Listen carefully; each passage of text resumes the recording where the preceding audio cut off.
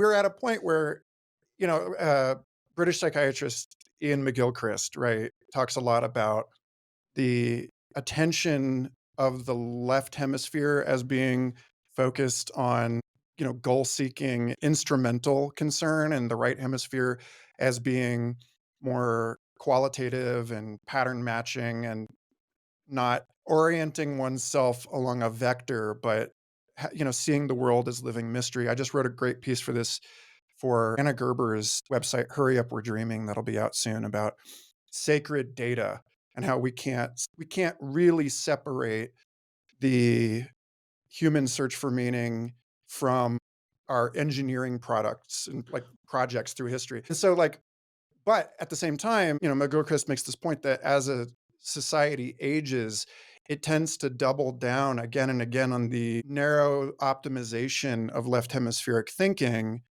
and as such makes itself increasingly brittle to things that lie outside of that strategic function. which is almost everything. Yeah, Because which as that becomes yeah, more narrow over time, you become a feedback loop system of just that one thing. And then the rules or the principles of nature around it, they don't align with what is occurring. And then this specialization within society and the technology it uses becomes weak. And we see this in genetics. When mhm. you overbreed speciality, you inbreed weakness.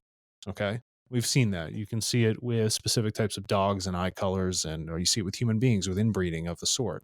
We have dysplasia as a society. So these things are occurring, and the attention, and here, this is a difficult challenge for human beings, is that if you don't always optimize into that single strategy, you're constantly faced with things that are novel. So it's hard to uh, reformat into yourself that the process which you're taking by going about everything in a multidimensional aspect is still giving you the same amount of growth. It's just dispersed evenly rather Mhm. than hyper focusing, because it's hard for people to catalog, are we actually growing?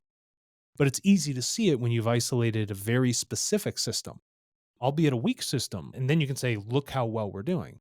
But in reality, 99% of all the things that allow you to tick and exist have been completely ignored.